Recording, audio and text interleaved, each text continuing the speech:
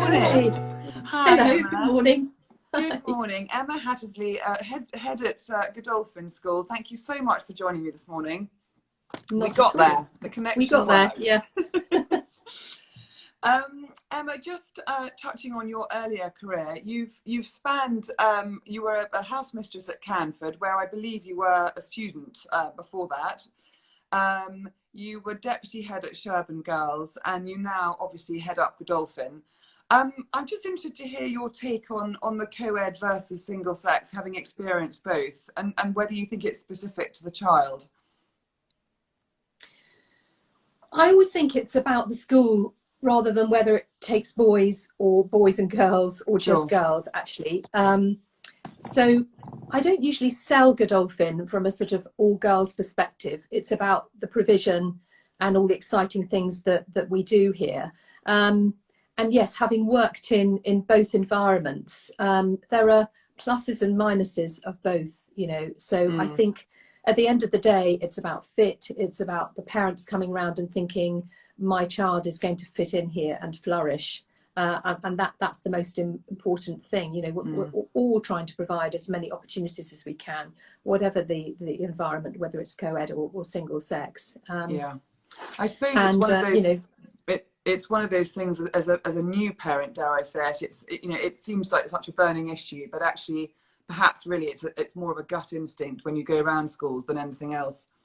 I think it is, and you either have two takes on it, particularly with parents who've got perhaps all girls. Sometimes parents will come and look around a girls' school because they've only got daughters and they think that they're going to be better in that environment because of that. Yeah. But the opposite of that is that sometimes parents think, precisely because they haven't got brothers, that actually they need to go to a co-ed environment where they can experience, you know, working closely with boys. I think there's room for choice here and for all sorts of different types of schools, and I've enjoyed working in all the schools, you know, I've taught in. And slightly sort of a real sort of hot topic, I guess, at the moment, but do you feel at the moment the academic structure that the UK are working to enhances or impinges a young person's all-round education? So I guess by that I'm meaning the GCSEs and A Levels or pre-U's or IB. Are they a true reflection of an all-round education? They're part of the picture. I always think that actually all good schools, all excellent schools have to be academic in their approach, and their provision has to be there. We have to have the breadth for the curriculum, and we have to aim for those good results, particularly if it's you know, the difference between getting to your first choice higher education and so forth. But it doesn't stop there, and I think the danger is that the amount of studying can limit the opportunity you've got to do other things. So, you know, in a school like Godolphin, it's always going to be about that balance. And so making sure that actually there is time to develop as a person beyond, you know, studying your A Levels and GCSEs. I wonder whether doing the number of GCSEs that we do in the future is going to be worthwhile. I think the sixth form arena is a much better opportunity. I like the IB. I've taught IB. We don't do it at Godolphin because for the size of school we couldn't offer that and A Levels. But I like the breadth that's provided in IB.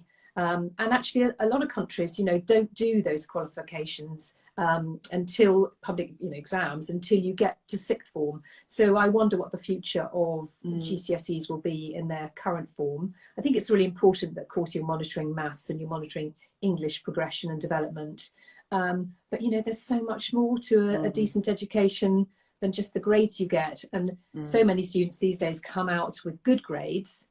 That's not the differentiator when they go to try and get their first job. It's going to be all the other things that they can talk about. And it's sort of taken as given that they've reached a certain standard in their subjects, in their academic subjects. And I know, well, I touched on it recently, and I heard you also speak about, you know, the sciences and the arts overlapping. And again, one feels slightly at A level that you have to be so specific, so quickly, really, in your education, that you could miss out on the opportunity for the breadth, which obviously something like the IB does, I guess, give more of. Yeah, I think, I mean, if you don't do IB, then you have to think of other creative ways of making sure that the sixth form curriculum is an exciting one beyond studying your A levels. So at Godolphin, we have something called our EGA, our Elizabeth Godolphin Award, which complements your A levels. I suppose in days gone by, it probably would have been akin to a sort of general studies programme. Yeah. But it's everything from how to present, having really strong digital skills, being able to write a really good application for a job, being prepared for interviews in a proper way, looking under a car bonnet. So, you know, practical skills, transferable skills, all of those things are focused through the EGA. So that sort of makes up for the fact that, you know, the majority of our students would do 3 A levels, some would do 4, but you still don't have that breadth within the curriculum, or indeed the time, actually, sometimes to read more widely. So having that add-on is fantastic. And we have lots of guest speakers that come in. Lots of parents are always really helpful and will give up their time to come and talk about things that they've done. And that enriches the whole 2 years. Absolutely, because, you know, as much as you're signing up for an education, you are in the broader sense too, as in, you know, as you say, it's the life skills of how you're going to move through the world and how you're going to go into a job interview and present yourself, and all sorts of other areas that need looking at, don't they? They absolutely do. And, you know, it's quite a recent thing that schools are waking up to this. I know my own children, when they started in work, I remember one of my sons saying to me, I've got to present to my bosses, and I've never done a presentation before. And, you know, and he went to a really good school, and I suddenly thought, there's a gap here, and we should be doing more to help prepare. Because I think, to be honest, when they get to university, and again, they're starting to look at those different soft skills, transferable skills at university, but it's often sort of a little add-on course at the end. But they don't really have the time to think about it then. So I think whatever we can do at school, those are the formative years. You want them to leave at 18 feeling that they really know a bit about themselves, that they could walk into a room and talk to anybody, and you know, they just developed that sense of self. Emma, mental health has never been more acute than at the moment. I think a combination of lockdown and just age and stage, perhaps. But with particularly in girls' cases, with cases of eating disorders, self-harm, and just general lack of self-esteem, how do you at Godolphin really help to build the girls' confidence to either avoid, God willing, or deal with these issues as they arise? Well, I don't think a school can do this alone, to start with. So I think this is a societal issue.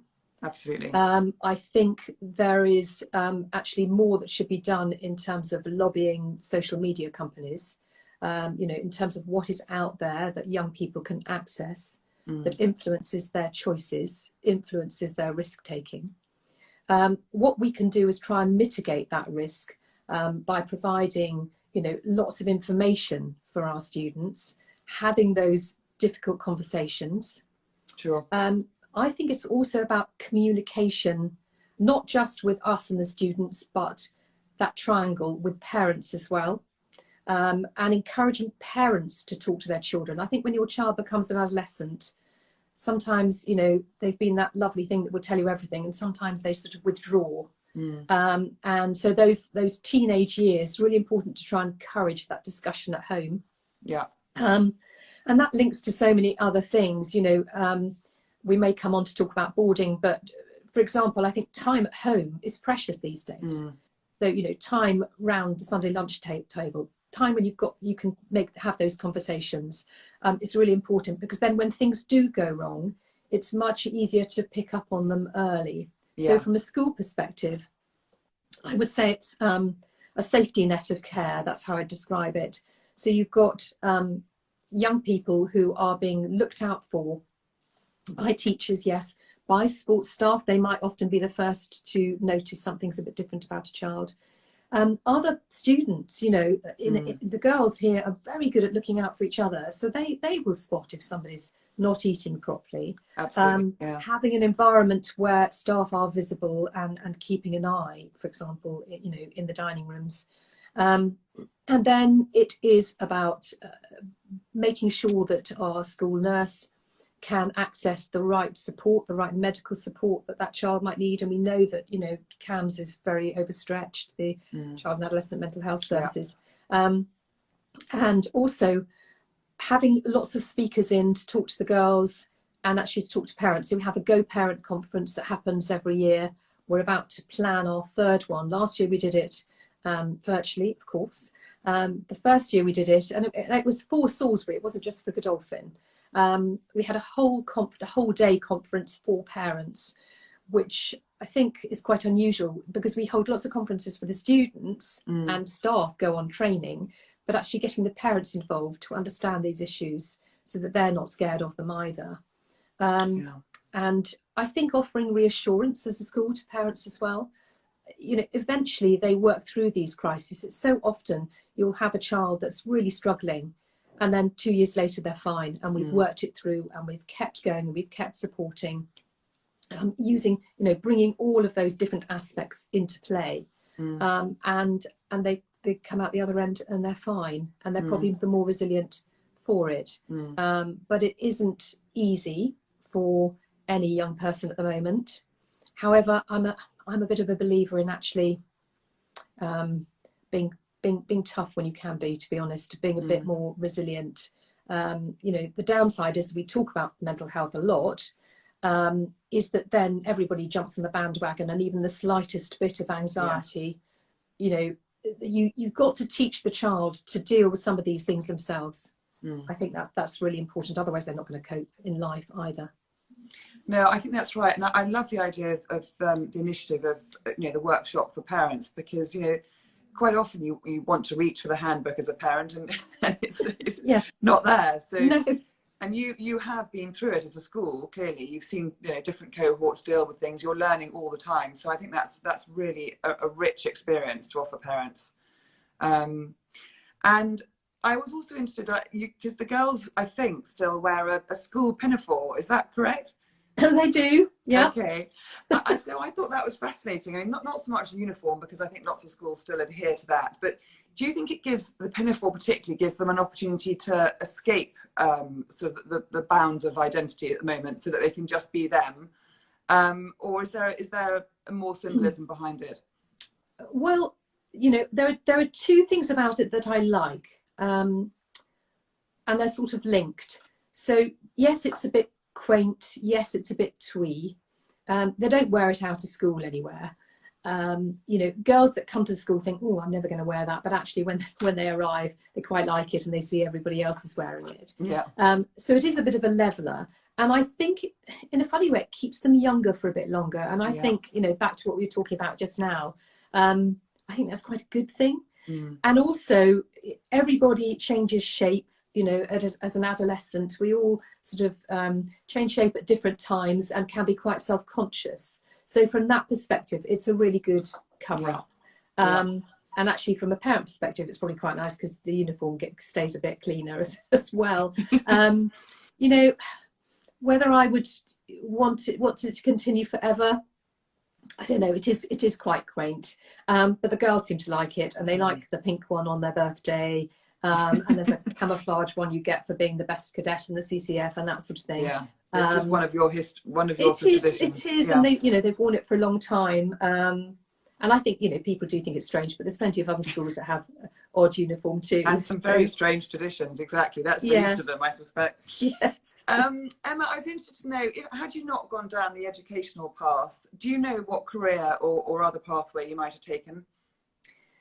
Well, yes, it's changed over the years, but I do regret having not done sciences at A level, because I'd really like to have been a doctor. Right. I suppose I've always been drawn to those sort of caring professions. But more recently, maybe it's to do with what's been going on in the world, but actually I love my garden, and you know, in another life, I'd love to be a sort of landscape gardener and helping people design their gardens, and just because I have a real fascination with plants and real interest in that. So those would have been my two career choices. Wow, gosh, very broad, fantastic. And we've talked a little bit about sort of education and the girls, you know, at A level. I'm just interested to hear your thoughts about the sort of an accolade of a university degree versus rolling your sleeves up and sort of getting stuck into an apprenticeship or something similar. I mean, bear in mind the financial commitment that's now involved with going on to university. I'd love to hear your thoughts on whether you think that is the only way forward. I don't think it's the only way forward at all. However, we have quite a traditional parent body who probably think it is. You know, we have had girls go on to do some amazing degree apprenticeships. They're quite hard courses to get onto. We had a girl recently who did an apprenticeship with BAE Systems, for example. But the majority of our girls want to go on to higher education. It'll be interesting to see what happens in the next few years, because actually the government's muttering about reducing tuition fees a little bit. And I suppose actually for a parent, you know, who's paying school fees, it depends whether they, you know, want to pay another 3 years of tuition fees. Certainly my children had to manage their way through and take the, you know, the loans that you get afterwards. Which, you know, it's a crazy system, isn't it? Because some of them will probably never pay it back. But I think the stats would suggest that you still are likely to get a better paid job if you've been to a good university. But I'm not sure I agree with the principle of, you know, universities for everybody.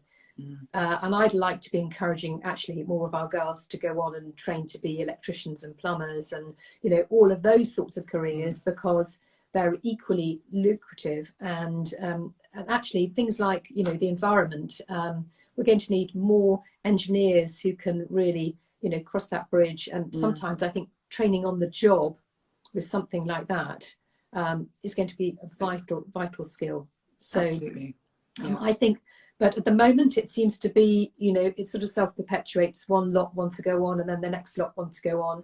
And it's going to take more than 2 or 3 of them to say, you know, do you know what, I'm going to do something different. But it'll be interesting to see post-pandemic world whether that continues, and actually whether all universities continue to, you know, survive. Absolutely, no, definitely. And I've also read that one of the sort of Godolphin mantras is success without stress. Do you still stand by that? Absolutely, yes. It's you know, actually at the end of the day, don't take yourself too seriously. Have a bit of fun, and, you know, it's about balance, I think. And, you know, all work makes you a very dull person, doesn't it? So I think it's about both. I've just done assembly this morning and just said to the girls, actually, yes, it's half term. Yes, you've got exams the week after, but please don't work all of half term. So getting that balance right and knowing when your best is enough. You know, I think sometimes girls can have a tendency to push themselves. You know, they're not happy if they haven't got 100% in something. I think at Godolphin we're not like that. I still want there to be aspiration, of course, and for people to work hard. I'm not saying that, but I think it's definitely about knowing when you've done sufficient, and I think that creates that sort of happy, more relaxed environment. Sure. And I get the impression that you've got a broad curriculum. Like, I mean, you do all sorts of things, from sort of lease cookery to cadets to, I mean, I don't know whether you do textiles. I think you might. I mean, it does seem to be that there is something for everyone. And as you say, that's not to say I'm not championing academics, but actually there is a very broad arena, which I think is really healthy.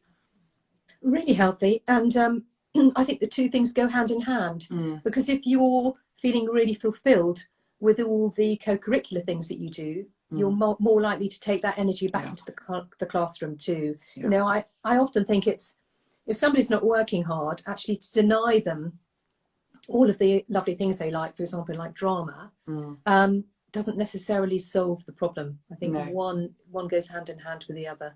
Sure, absolutely.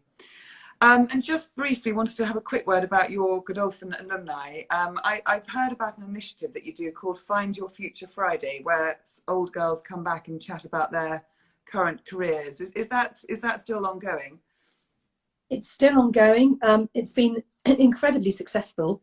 And we're never short of old girls who are very happy to talk to current students. It's a lovely relationship. We've got a really nice leavers supper coming up later this term, restrictions permitting. We're actually going to be in a teepee, actually, so there's going to be plenty of fresh air. But actually, this teepee and the restaurant is all owned by an old girl. And it's those sort of connections and links that are really valuable. You know, we've got some Olympians in our OGs. They came to speak. We've got an OG out in Qatar who works for Siemens, who came to speak to the girls. Somebody else who works for Google. People in the military, in finance and engineering. I mean, you know, the list is endless. And that's the thing I rather like about Godolphin, is that there is no one type of Godolphin girl. They're not all medics and lawyers. They go on to do some really exciting careers, and then come back and help our current students and, you know, inspire them to do the same thing, which is lovely. Fantastic. And is your parent body, does it tend to be, what's the radius are you looking at geographically? Does it tend to be a very much a local school because of the flexibility of boarding, or what sort of geographic region are you looking at? I think it's a bit of everything, actually. You know, we're very much a national school. However, we've got a large contingent that come from the Winchester area, and we have transport from there. Increasingly seeing more parents wanting to come from London. And that's partly because maybe parents are seeking to move out of London. You know, one of the parents perhaps is still commuting a couple of days a week, but because of the pandemic, I think we're going to see more of that happening. And quite a few coming now from further west. So we sort of take in from all sides. And then, of course, we've got a small international contingent. And, you know, as long as they can still fly and get here, increasingly a European contingent in spite of Brexit. So that's encouraging too. And I think, you know, in terms of the culture of the school, I think it's really important that we have that international element. And, you know, we're living globally. The next generation, again, could be working anywhere in the world. So it's really important that we have those connections. And then we've got those who come in, you know, very local from the Salisbury area and the surrounding villages. You know, our intake at 11 is about 60% from local primary schools, for example. Right. Okay. And presumably lots of families that track through the school with all their children. Absolutely. Yeah. We've had families with 4 girls, 3 girls. Oh, it's really lovely when that happens. Yeah. You know, that relationship stays with you over a really long period of time. It's really super. And with the prep school as well, we've had 1 or 2 girls who've come all the way through the school. So they've been at the school for years and years and years. And just that sounds like a huge credit to you, Emma. Thank you so much for sparing the time this morning to have a chat. And we look forward to hearing, you know, we'll book in with you soon. But many thanks. That gives us a really lovely flavour of both Godolphin, but also got to know you a little better too. Not at all. Wonderful. Really nice to speak to you too. Fantastic. Thanks, Emma. Bye. Bye.